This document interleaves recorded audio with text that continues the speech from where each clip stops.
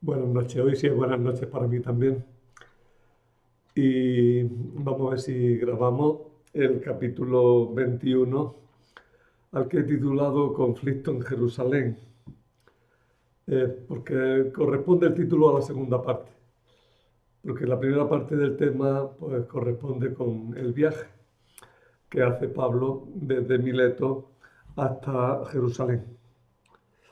En esta parte de los Hechos de los Apóstoles, los capítulos no se corresponden con las divisiones lógicas del relato. Y en general los vamos a seguir, sin embargo, como unidades que nos facilitan la exposición, pero tenemos que hacer referencia a esas unidades lógicas del relato. Pues bien, después de despedirse de Mileto, que allí se despidió, como vimos el otro día, de los responsables, se suele decir de los presbíteros de Éfeso, pero parece que es en general de todos los responsables de la iglesia de la zona occidental de Asia, que se reúnen allí en Mileto, porque Pablo no había querido detenerse en Éfeso mismo, no sabemos muy bien por qué, pero algo no bueno parece que había de persecución y de dificultades, y entonces prefiere Pablo pues irse directamente allí a esta ciudad de Mileto y desde allí pues tratar con aquellos personajes, con aquellos responsables de la iglesia. Y vimos también el otro día pues el discurso que les da. Después de despedirse en Mileto de los responsables de las iglesias de Asia, acabada la gran misión ya, definitivamente, porque ese sermón viene a ser el punto final de la gran misión. Pues Pablo prosiguió con sus compañeros el viaje de Jerusalén, o sea, a Jerusalén desde Mileto. Hoy vamos a ver ese viaje deteniéndonos algo en su etapa, aunque el mismo relato prácticamente no se detiene, pero bueno, nosotros vamos a detenernos un poco para saber qué se nos está diciendo, ¿verdad? Nos detendremos un poquito en Tiro y en algunos otros sitios, porque eran ciudades más importantes y porque se nos cuenta alguna anécdota, como en Cesarea, donde se nos cuentan algunas cosas. Eh, llegados ya por fin a Jerusalén, pues visitaron a Santiago y aparentemente las cosas iban bien hasta que Pablo, cuando subió al templo, pues surgió un motín contra él y tuvo que intervenir la autoridad romana, deteniendo al apóstol. Y ya a partir de ese momento Pablo va a ser un prisionero. El capítulo concluye cuando Pablo iba a hablar al pueblo desde el acceso al cuartelillo donde lo iban a encerrar. Como se ve, el capítulo no acaba la unidad. Habría que ver el discurso para acabar la unidad. Pero como se hace también muy largo, viene bien que dejemos allí a Pablo esperando que le den permiso para hablar. Y ya hablaremos lo que él habló. Por tanto, podemos encontrar esta división lógica. En el capítulo 21, del 1 al 25, pues la lección que hoy vamos a ver. Y sobre todo, ¿no? La primera parte, de Mileto a Jerusalén y el encuentro con Santiago allí en Jerusalén. Y después el problema por el que fue detenido Pablo en el templo. Empecemos pues en Mileto. Una cosa, es importante que veáis el mapa, ¿eh? Y os he puesto un mapa muy esquemático, muy sencillo, y en ese mapa incluso lo he volcado un poco para ahorrar espacio también para que se vea mejor el relato. En él he puesto en rojo los lugares que visita Pablo, ¿no? Empezando por Mileto, y luego vamos poniendo en rojo los lugares que se nombran durante este viaje. Es necesario que os refiráis continuamente al mapa o a otro mapa que tengáis, porque si no, va a ser difícil el viaje. Ese mapa en realidad lo he fotocopiado y lo he arreglado de este libro italiano, Biblia Visual, que es un libro que tiene muchos mapas y muchos esquemas. Aquí en esta parte, pues tiene muchas cositas que nos serán útiles, ¿veis? Muchos mapas. Es un libro en blanco y negro. Tiene mapas de muchos tipos, ¿no? El de hoy está bastante irreconocible, pero corresponde. A ver, que se me caen todos y no.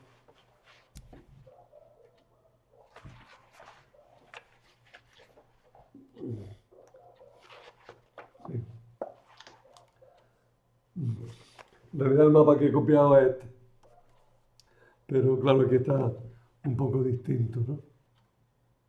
Le he traducido los nombres, que no estén en italiano, pero bueno, hay muchos mapas, muchos esquemas.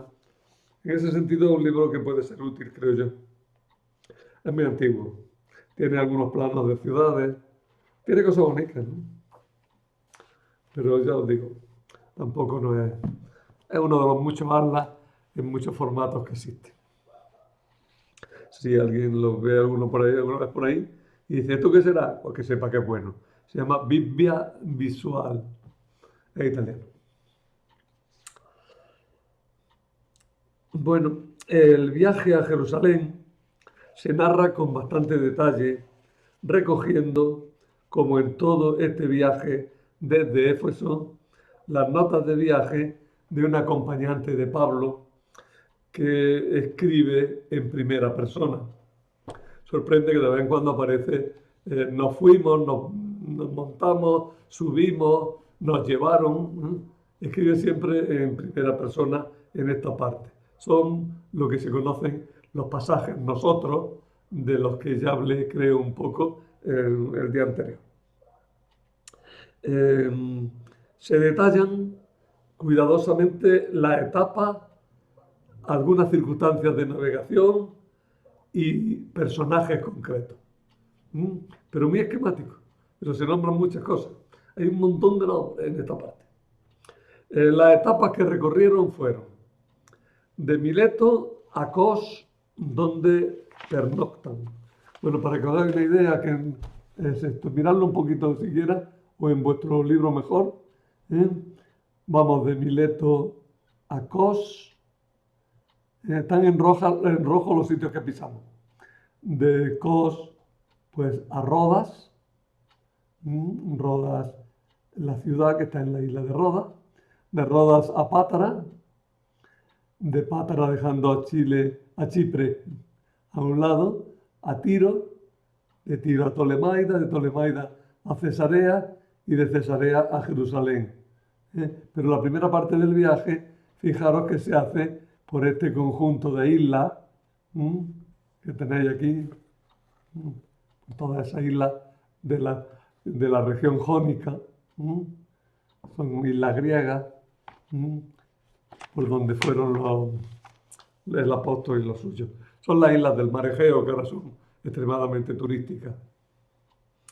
Bueno, pues en primer lugar van de Mileto a Kos, y allí en Kos pernoctaron. De Kos se fueron a Rodas, de Rodas a Pátara, donde cambiaron de nave y dejaron de ir costeando. Y en esa nave ya se metieron en el mar, dejando a un lado Chipre, no se detuvieron en Chipre, llegaron por fin a Tiro y empezaron ellos el viaje por tierra. Fueron a Tolemaida, de Tolemaida a Cesarea, y de Cesarea, en Cesarea se detuvieron, y de Cesarea a Jerusalén, donde acabó el viaje. Vamos a explicarlo un poquillo más, vamos a darle un poquillo de más contenido. De Mileto a Tiro. ¿Has encontrado esta barca? No encuentro una barca ni la de tres. Esta barca refleja muy bien cómo eran las barcas de la época, barcas mercantes de la época. Está idealizada, porque los personajes, como veis, son más grandes que la barca, pero no, tenían bastante capacidad. Pues de Mileto, Mileto era un puerto importante, cerca de la desembocadura de un río, del río Meandro, que le ha dado nombre a los meandros. Los meandros de un río son todas esas curvas que va haciendo cuando está en terreno muy llano, ¿no? Pues el río Meandro es de esa manera, tiene muchos meandros y es el que le dio el nombre a esa formación geográfica. Eh, Está a 60 kilómetros al sur de Éfeso. En Mileto había nacido siglos atrás la escuela filosófica de Jonia, en la que destacó como muy conocido el primer filósofo del que tenemos noticias, Tales de Mileto, y otros filósofos después allí se establecieron por toda esa zona, la escuela jónica de filosofía. Pero eso fue 5 siglos antes o 6, ¿eh? 6 por menos. De allí fueron hasta la isla de Kos. Kos era un importante nudo comercial. Allí, pues, sobre todo comerciaban con vino, con perfumes, con textiles de lujo, púrpura. Bueno, allí en esta ciudad, en Kos, pernoctaron los viajeros. El viaje por mar en esta zona se veía favorecido por las innumerables islas que suponen innumerables puertos que permiten ir viajando durante el día y pernoctar en tierra. Por otra parte, el ir costeando es siempre menos peligroso que meterse en mar abierto. También es muchísimo más lento. Y da la impresión, por como lo cuenta aquí, que tenían la sangre quemada porque se iban parando, como los autobuses antiguos viejos que se paraban en estos sitios, ¿no? Y se hacía el viaje interminable. Pues bueno, se pararon allí en Kos y desde Kos se fueron a Rodas, otra isla cercana, otro puerto famoso, el Coloso de Rodas, sonará, ¿verdad? Que era un faro que se construyó en el puerto de Rodas, un faro que era un coloso, era una estatua gigantesca que representaba al dios Helios, el dios del sol, ¿no? Estaba allí apoyándose en las dos partes del puerto y por allí pasaban las naves. Estaba bastante alto. Dicen que no llegaba a estar tan alto como la Estatua de la Libertad, pero casi casi. De hecho, fue uno de las maravillas del mundo. Lo que pasa es que fue una maravilla que duró un poquito, porque hubo un terremoto y se cayó bastante pocos años después de que lo construyeran. No obstante, dejó el recuerdo de ser una gran maravilla y se enumeraba entre las 7 maravillas del mundo antiguo. Bueno, desde Rodas, fueron hasta Pátara y según algunos manuscritos, Amida, ciudades ambas situadas en la costa de Licia, en Asia Menor. Pero Pátara, que era un puerto que tenía ya un poquillo de más comunicación, le ofreció una oportunidad a los viajeros, porque allí encontraron una nave que iba directamente a Tiro, a Fenicia, como dice aquí. Y entonces, o a Siria creo que dice. Y entonces le interesaba más porque ir costeando continuamente le iba a suponer un viaje demasiado largo en días, en tiempo. Así que se arriesgaron, se montaron en esta nave y se metieron mar adentro, pasaron por Chipre, pero dejándola a un lado, y siguieron hasta Tiro, ¿verdad? Bueno, sin incidentes, fue un viaje sin incidentes. Llegaron allí a Tiro, donde desembarcaron definitivamente y descansaron de la travesía, porque claro, aquellas travesías eran absolutamente mortales. Incómoda la barca a más no poder, tenían que llegar molidos, ¿no? Molidos. Bueno, Tiro es una de las dos ciudades fenicias más conocidas, Tiro y Sidón. Eran dos ciudades costeras de la región de Fenicia, que son varias veces nombradas en el Nuevo Testamento. No están juntas, están lejillos, pero, bueno, lejillos tampoco, pero se suelen nombrar unidas. Incluso se habla del territorio de Tiro y de Sidón. Es una zona. En realidad, como todas las ciudades fenicias, eran pequeñas islas muy pegadas a la costa, pero el mar les servía de foso que aislaba la ciudad, y de esa manera pues era mucho más fácil su defensa. Aquí os he puesto una imagen bastante idealizada de cómo era Tiro. ¿Veis? Es una isla y al fondo tenéis ya la tierra firme. Cuando llegó Alejandro Magno para conquistarla, tuvieron que emplear toda la ingeniería griega helenística para construir un puente que iba desde tierra hasta la isla, y lo lograron. Lo lograron con muchas dificultades, incluso se lo quemaron una vez, creo, y la cosa les fue tan mal, lo pasaron tan mal para conquistar Tiro, que cuando entró Alejandro Magno en Tiro hizo una escabechina horrorosa. Pero bien, en sus tiempos Tiro y Sidón, como toda Fenicia, habían controlado el Mediterráneo. Ellos fundaron Cartago, y aquí en España pues son conocidas también las ciudades que fundaron, ¿no? Málaga, Cádiz. Y estas ciudades luego, vamos, Tiro y Sidón, se quedaron más aisladillas, más aisladas. Fue Cartago una fundación de Tiro, en la actual Túnez. Fue Cartago la que tuvo más éxito, y tuvo tanto éxito que chocó directamente con Roma, y una guerra tremenda que en parte se desarrollaron aquí en España.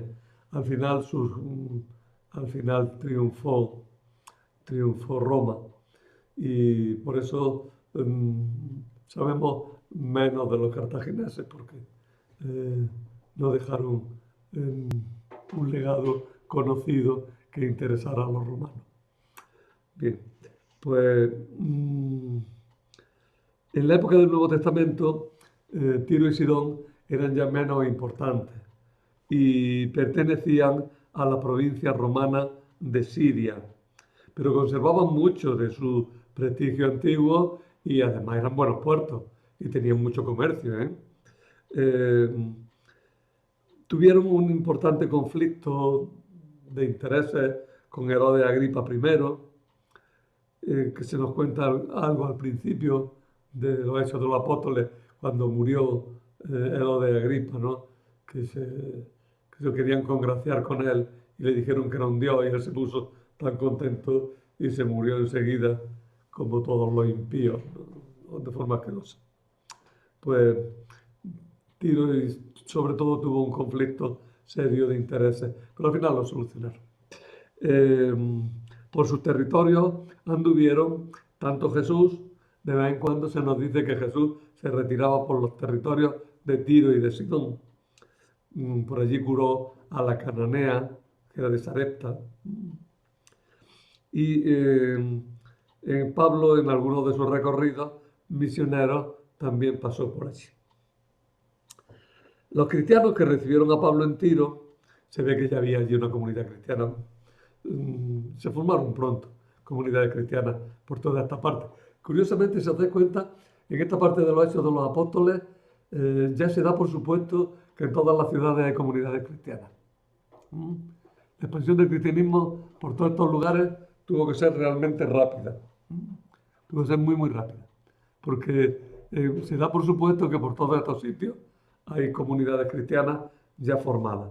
Bueno, pues en Tiro había ya comunidad, lo dice aquí, y recibieron a Pablo con mucho cariño, y le advirtieron tanto ellos como profetas que se anduvieran con cuidado, que no subiera a Jerusalén, porque le esperaba muchos padecimientos.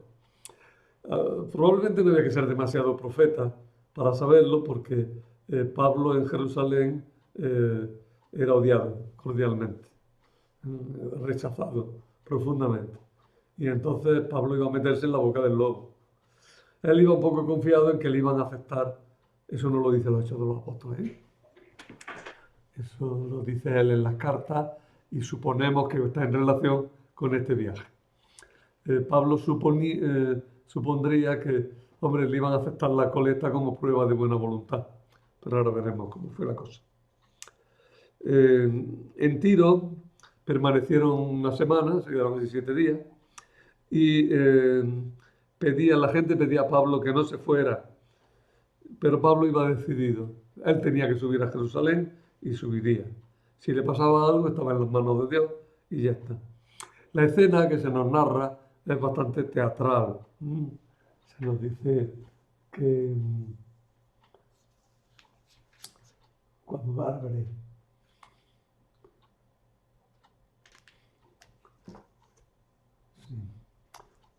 Pero cuando pasamos aquellos días, salimos y seguimos el camino un poquito antes.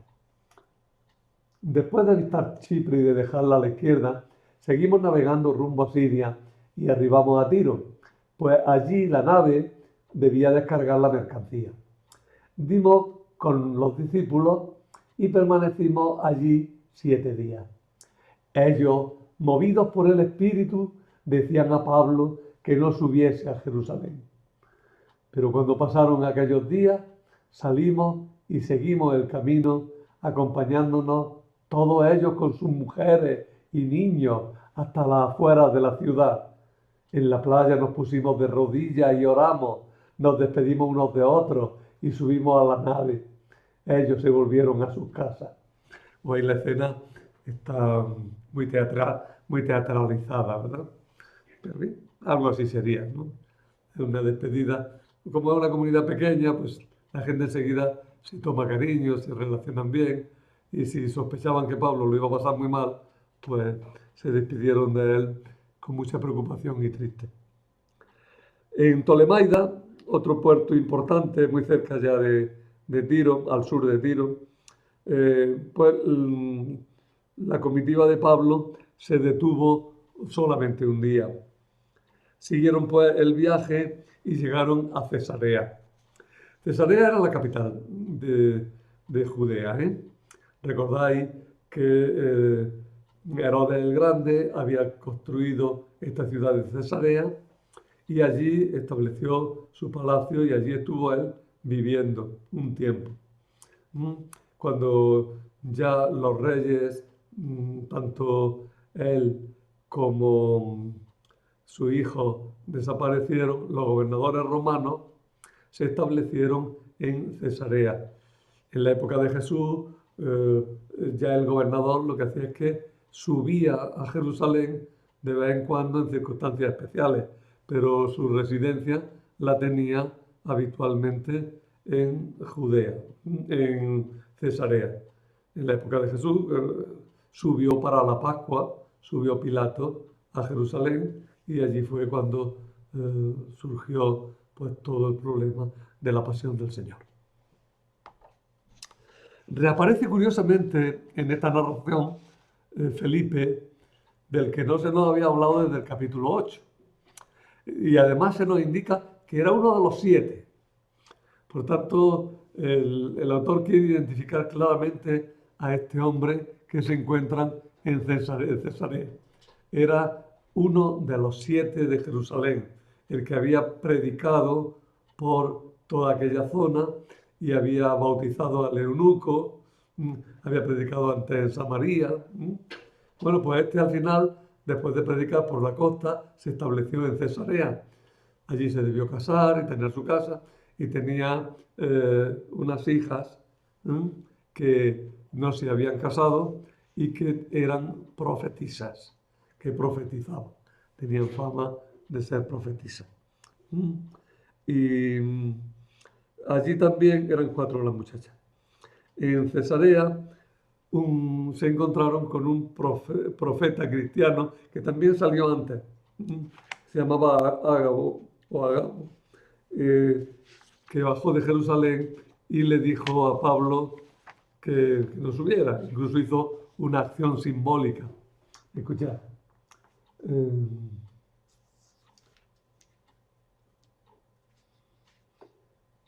Vino a vernos, no, perdón. Permanecimos allí bastantes días. Bajó de Judea un profeta de nombre Agabo. Vino a vernos y tomando el cinturón de Pablo, se ató los pies y las manos y dijo: esto dice el Espíritu Santo, así atarán los judíos en Jerusalén y entregarán en manos de los gentiles al hombre a quien pertenece este cinturón.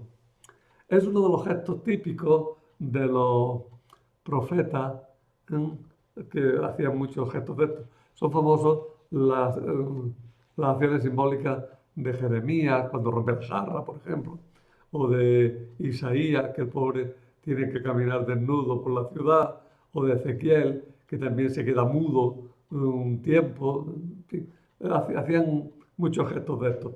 Si queréis tener un poquillo de más información sobre lo que son las acciones simbólicas, la nota de Jeremías, en Jeremías, que vea el capítulo exacto. Ahora no aparece. A ver. Tengo mala suerte, es una cuestión de acertar.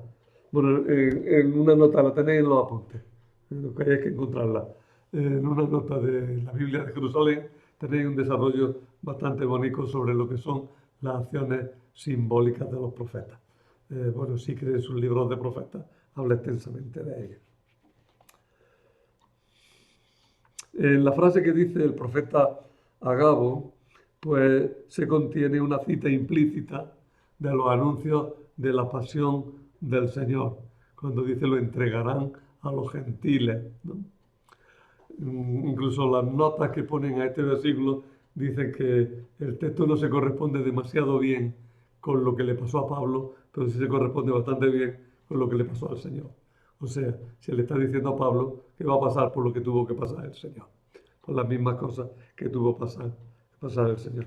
Aquí tenéis también una figurita de Ágabo. Es que no sé dónde tiene el acento bien.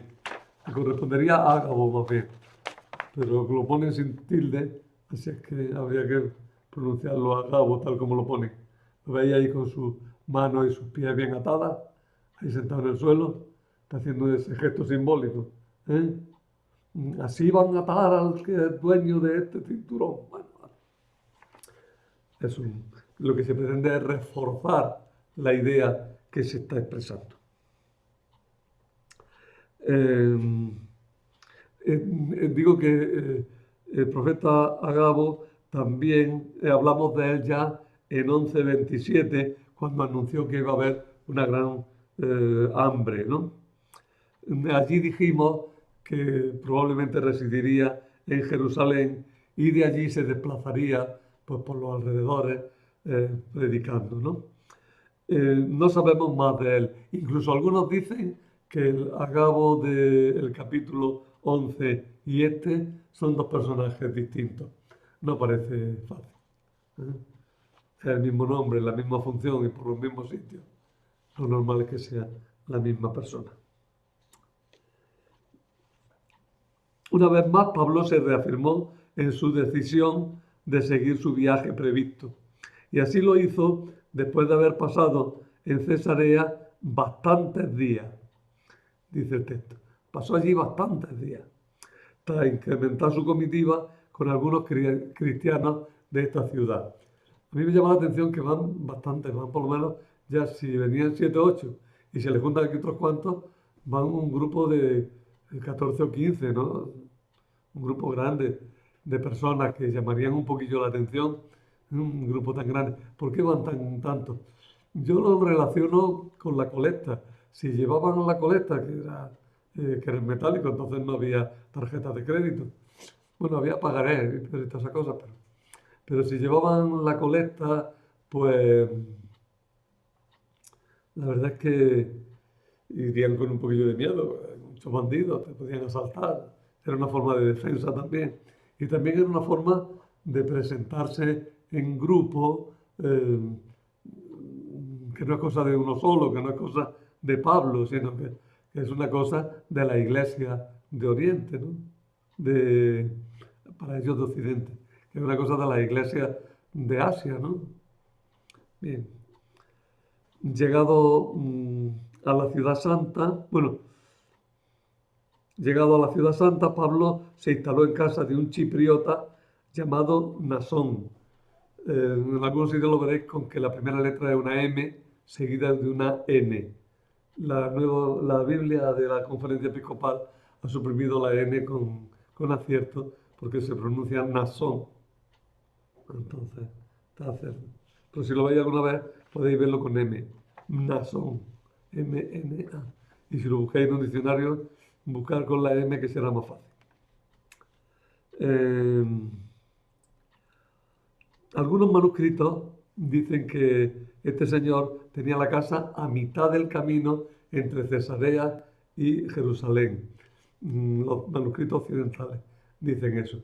Y es más probable porque el viaje de Cesarea a Jerusalén, pues es larguillo. Viene bien hacerlo en 2 jornadas. Al llegar a Jerusalén hubo una aceptación inicial por parte de los creyentes que procedían de la diáspora judía. El libro, o sea, los Hechos de los Apóstoles, habla de que los recibieron con gran alegría. Me parece a mí que no tanta, pero bueno, la idea que se da es que las comunidades se acogen, se reciben, se llevan bien. Eso se quiere mantener siempre, ¿verdad? Pablo fue bien recibido por parte de los creyentes que procedían de la diáspora judía. Pero enseguida los de Jerusalén provocaron una reunión en casa de Santiago, a donde acudieron todos los responsables de la iglesia de Jerusalén. ¿Qué hace este aquí ahora? ¿Qué quiere este? Vamos a ver qué pasa, ¿no? La reunión fue tensa y por todos muchos esfuerzos que hace el autor de los Hechos, se nota que la reunión fue muy tensa. Estaban de mal humor. Y además no se fiaban. Por un lado, se reconocía el éxito apostólico de Pablo, pero por otro lado, se le hacía ver que había en la ciudad una oposición cerrada a Pablo, al que se acusaba de predicar que los judeocristianos no tenían que someterse a la ley de Moisés, cosa que ellos veían como una incitación a la apostasía. Fijaros que estamos hablando de los judeocristianos, es decir, de los cristianos que se han convertido al cristianismo.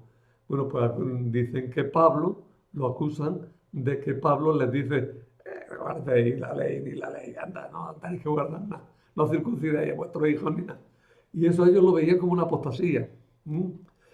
Y además aducían que el modo de comportarse era el que ellos llevaban en Jerusalén. Está bien, los que vienen de los gentiles, que no se circunciden y que no cumplan toda la ley, salvo aquellos mandamientos que se pusieron, pero aquí ya no se acuerda de que los pusieron. Aquí los vuelven a decir porque se hacían allí. Aquellos mandamientos de no tomar sangre, de no comer de animales estrangulados, de tener los matrimonios según la ley judía. Entonces, los que no son judíos, por lo menos eso tienen que cumplirlo. Y los que son judíos, han cumplido toda la ley. Esa era la postura oficial de Jerusalén. Y querían imponérsela a todo el mundo. Pablo nos dijo que ni hablar, y además Pablo iba diciendo claramente que uno no se salvaba por la ley. Sin embargo, Pablo, de cara a los judíos, no quería romper con ellos abiertamente. Y él se comportaba muchas veces como judío, incluso como judío piadoso. Si os acordáis de lo que hemos venido leyendo antes, pero es que no nos acordamos nosotros ni el que lo escribió. Si os acordáis, se decía que Pablo había subido a Jerusalén para cumplir un voto que había hecho, un voto de nazireato. Incluso se había cortado el pelo en Cencrea antes de partir para Jerusalén. Pero eso ya no se acuerda aquí nadie. Y sin embargo, cuando están hablando, dicen, bueno, que si tú quieres que te creamos, compórtate como un buen judío y mira, para demostrarlo, págale el voto de nazireato tenía unos gastos, se hacían unos donativos al templo, pues págale el voto de nazireato a estos que quieren hacerlo. Ya os digo que no se acuerdan de que Pablo iba a hacer otro. Y págaleselo y así todo el mundo verá que, hombre, que eres buen judío y que sigues cumpliendo la ley y que lo que cuentan de ti pues no es exacto y que habrá que hablarlo, ¿no? No se dice nada, vuelvo a insistir, sobre la colecta, que yo no paro de hablar de ella, pero en el libro no. Pero se insinúa que le dijeron a Pablo, los de Jerusalén, que el mejor destino que podía darle a la colecta era hacer actos de culto en el templo. Es decir, le rechazaron la colecta. En la práctica era un rechazo y era lo que es peor. En la práctica era un rechazo de la petición de comunión que suponía aceptar, el llevar esa colecta. Aceptar la colecta hubiera sido decirle, sí, sí, estamos en comunión y no hay problema. Y dicen, no, es que hay problema, oye. ¿Qué problema? Ya veremos a ver si estamos en comunión o no. Eso es lo que se entrevé, en el texto tal como lo pone, sencillamente, que no se fían de aquí de ti y que le pague un voto a esto en el templo. Bueno, y así estaban las cosas. No aparece, por tanto, que hubiera todavía, al menos, una clara ruptura entre la iglesia presidida por Santiago y Pablo. Parece que no había ruptura entre ellos.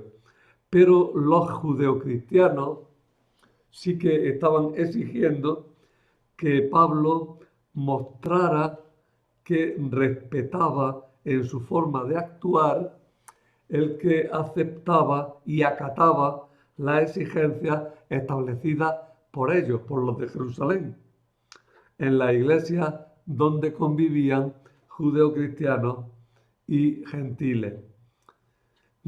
Y para entenderse, los judeocristianos de Jerusalén en concreto, exigían lo que hemos dicho antes. Los judeocristianos siguen cumpliendo la ley y los gentiles que se han hecho cristianos, por lo menos los mínimos aquellos de la famosa carta del concilio de Jerusalén. Que impusieron aquello, da la impresión de que Pablo pues lo acepta y entonces Pablo, bueno, dice, bueno, le pagaremos el voto a esto a ver si tenemos buenas relaciones, ¿no? El autor, por tanto, de los Hechos de los Apóstoles ha querido dejar claro que Pablo no había roto con la iglesia de Jerusalén. Es una obsesión del autor del libro. Por parte de Pablo nunca ha habido ruptura. Más todavía, cuando ha habido discusión, al final le han dado la razón en Jerusalén. Al final han dicho que sigue, bueno, vale, de acuerdo, sigue actuando como está actuando. Y Pablo tiene el convencimiento de estar en perfecta comunión con Jerusalén. Y es que eso importa, ya lo sabéis mucho, porque importa que los cristianos no hayan roto con el judaísmo, porque el judaísmo es como una garantía, son religión lícita, y entonces no hay razón para perseguirlos como una superstición que es rechazable dentro del Imperio Romano. El autor deja claro que Pablo no ha roto con la iglesia de Jerusalén hasta el punto de aceptar unas imposiciones que, sin embargo, son presentadas como de pura conveniencia para Santiago y los suyos. Tanto en el Concilio de Jerusalén como aquí, los de Jerusalén imponen un trágala a las demás iglesias, que por otra parte, cuando no están delante, los de Jerusalén dicen, os quedáis, vosotros haréis las manías que tenéis, pero no siguen aceptándolas. Bien, entonces comienza pues ya las dificultades gordas. Pablo circula por Jerusalén y va al templo. El proceso judío contra Pablo, que vamos a ver a partir de este momento, empieza en el capítulo 21-26 y llega al 23-22. En este capítulo distinguimos estas unidades. La detención de Pablo, de la que vamos a hablar enseguida, del discurso de Pablo a los judíos, de un nuevo alboroto contra Pablo y de un proceso ya en el Sanedrín y de una conjuración contra Pablo que provoca que Pablo sea trasladado a Cesarea. Iremos viendo parte por parte, pero ya os digo, voy a seguir los capítulos, porque para mí es más fácil la organización del tema, pero hago referencia siempre a esta división lógica. Tenemos un proceso judío a Pablo. Contra Jesús también hubo un proceso judío y luego un proceso civil. Se está pretendiendo decir que Pablo continúa a Cristo y que en Pablo se reproduce lo que pasó a Cristo, ¿verdad? Eso es una intención continua también en todo el relato. Y va buscando, como veremos enseguida, el que las autoridades judías no den sentencia. Habrá un motín, habrá mil cosas que impidan, pero no harán sentencia. Y que los romanos tampoco den sentencia, pero con más soltura, diciendo que yo no tengo inconveniente y que podríais seguir predicando, pero que ya veremos la situación cómo se va planteando. El caso es que al autor del libro le interesa decir que no hay condenas formales contra Pablo, ni contra los cristianos en consecuencia. Bueno, pues el capítulo 21, no sé si faltará en vuestro apunte, que falta un número, 21, 26, 40, tenemos la detención de Pablo. Perdón, me voy a apuntar, porque si no luego va a salir siempre mal. Los ánimos estaban tan exaltados en Jerusalén. Bueno, este es el momento ya cuando está allí Pablo y está en Jerusalén, estamos ya en un momento malo a nivel político, a nivel religioso. La situación de Judea y en concreto de Jerusalén ya era de preguerra. Faltaban todavía bastantes años para el estallido de la guerra, pero las cosas se iban poniendo mal por segundo. La exaltación de los ánimos era tremenda. Era un verdadero polvorín donde echar una pequeña chispa provocaba un incendio terrible. Pues los ánimos estaban tan exaltados que bastó un pretexto para provocar la detención de Pablo. Los provocadores fueron algunos judíos de Asia que reconocieron a Pablo. Pablo venía de Asia, venía de Éfeso. Y Pablo en esa zona pues, fue bien conocido. Algunos judíos de allí lo ven en Jerusalén y dicen, ¡oh, si este es Pablo! Si este es el que teníamos líos con él. Quizá por eso no había querido ir a Éfeso, ¿no? Bueno, pues a la vuelta. Pues unos judíos de Asia reconocieron a Pablo y lo vieron acompañado por un gentil llamado Trófimo. Y entonces ellos pues gritaron que Pablo había metido a Trófimo en el santuario. Sabéis que en el templo de Jerusalén estaba el patio central, grande, ahí podía estar todo el mundo. Pero en medio hay un edificio, ¿verdad? Y en torno al edificio hay una cerca. En esa cerca ya no podían entrar los no judíos. Había letreros que se han conservado, ¿eh? Tenemos algunos, hay dos o tres que se han encontrado, en los que ponía, si alguno no siendo judío, no estando circuncidado, se atreve a pasar esta barrera, que no atribuya a nadie su muerte. Es decir, que lo vamos a matar si lo pillamos. Pues acusan a Pablo de haber metido a Trófimo, un incircunciso, en el santuario, y por tanto Pablo es tan culpable como el otro que hubiera entrado, ¿no? Y entonces se empieza a armar un motín de campeonato.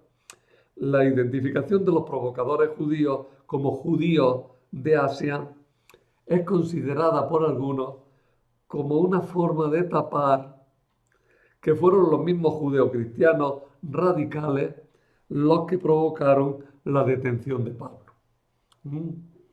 Tal vez algunos judeocristianos más radicales dijeron, y este se atreve encima a meter aquí, no solamente hace lo que le da la gana, sino que va a meter aquí en el templo, ¿no?, a gentiles. Pues ni hablar, ¿no? Y se provocó un motín tremendo, ¿no? El relato entero destaca la hazaña creciente de los judíos contra Pablo.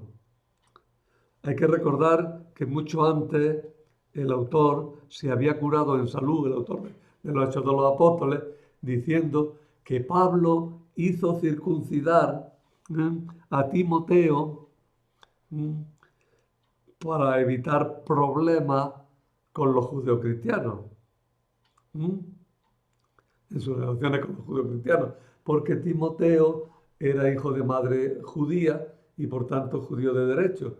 Entonces, si Pablo estaba con él sin hacerlo circuncidar, lo iban a acusar a Pablo de lo que lo acusaron, de que no tenía, de que incitaba a los judíos a no circuncidar a sus hijos.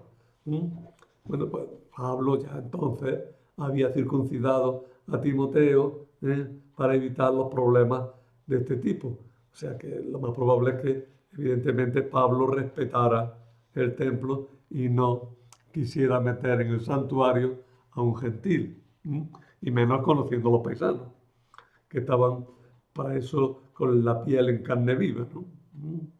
Pues bien, tres acusaciones se dicen contra Pablo: que enseña doctrinas contra el pueblo, que enseña doctrinas contra la ley y que enseña doctrinas contra el templo, contra todo lo más sagrado de los judíos. Pablo es un perfecto traidor y un apóstata, y además es un sacrílego, traidor, apóstata y sacrílego. Todo lo peorcito, peorcito es de lo que acusan al pobre Pablo. Y además, como remate, no solo ha predicado, que eso se puede hacer, sino que lo ha hecho. Ha violado la santidad del templo, introduciendo gentiles en el lugar santo. Son en esencia las mismas acusaciones presentadas contra Esteban, ¿acordáis, no?, y contra el Señor. Es decir, Lucas, el autor de los Hechos, dice, mirad que son siempre las mismas acusaciones, que los judíos es que no nos tragan. Y no nos tragan porque dicen que estamos cambiándole la religión. Y nos hacen siempre estas acusaciones. Pero que nosotros somos fieles y somos continuidad del pueblo judío, ¿no? Bueno, pues ante el tumulto, que adquirió grandes proporciones, ya tanto que lo iban a linchar, iban a despedazar literariamente a Pablo, yo creo que ni apedrearlo siquiera, con el jaleo que había allí iban a tirar unos de un lado y otros de otro, y es que lo iban a descuartizar, ¿no?, a despedazar. Bueno, el jaleo tuvo que ser tal que la guardia, que estaba siempre al cuidado para evitar estos líos, pues intervino. La guardia romana, intervinieron los romanos, ¿no? Y tuvieron que intervenir para evitar el linchamiento de Pablo. Tener también en cuenta lo que he dicho antes, que es que el sentimiento nacionalista en Jerusalén en este momento estaba creciendo a una velocidad enorme. Y el nacionalismo, ya sabéis que siempre es irracional. El nacionalismo siempre es irracional. Y donde se meten ahí esos sentimientos ya no hay nada que discutir ni que conversar. Bueno, y eso se destaca, esa irracionalidad, porque dice que ya unos gritaban una cosa y otros otra. Había tal lío que empezaron a gritar que este lo ha hecho mal y ya unos decían unas barbaridades, otros decían otras. El caso es que allí no había quien se enterara, pero que a Pablo, como digo, lo iban a despedazar. Entonces la guardia romana coge a Pablo, lo separa, lo detiene y mm, lo tiene allí sujeto y lo acusan de... Los romanos creían que era un egipcio que había armado unos motines por allí, que otra vez está aquí el egipcio armando motines nacionalistas aquí otra vez. Pero dice que no. Ya Pablo dice, oye, que no, que yo no. Para empezar es que no soy ni egipcio, yo soy de Tarso, ciudad importante. De alguna manera les dice que es ciudadano romano y de alguna manera les dice, oye, que el hecho es que el guardia se porta, el centurión o lo que fuera, se porta bastante bien con él, lo retiene, y Pablo dice, déjame hablarle a la gente. Y estando allí en las escalerillas que daban a la puerta del cuartelillo donde lo iban a meter, pues Pablo va a dirigirse al pueblo que está allí metiendo jaleo, pero que curiosamente se callan para escuchar. ¿Qué dijo San Pablo? Pues dentro de una semana, no, dentro de 3 semanas, no lo olvidéis, dentro de 3 semanas volvemos a la charla. La Semana Santa y la Semana de Pascua no tenemos charla. Y nada más, que paséis bien estos días de Semana Santa. Pero antes, bueno, leeros el capítulo 22, traerlo bien leído. Si tenéis huecos, pues aprovechad estos días también de Semana Santa y de Pascua sobre todo, para ir repasando el libro de los Hechos de los Apóstoles, que lo iremos leyendo también en la liturgia, luego ya después. Pero fijaros que llevamos una lectura muy sólida, que vamos conociendo muy bien el relato. Y conviene hacer un poco de relectura de vez en cuando, mirando hacia atrás, qué hemos visto, cómo estaba dividido, qué partes hemos visto, qué acontecimientos hemos ido leyendo, ir encajando un poco los acontecimientos en el conjunto de la narración. Eso siempre es bueno para conocer bien un libro. Pues nada, ánimo y a seguir con esta tarea importante de conocer este libro.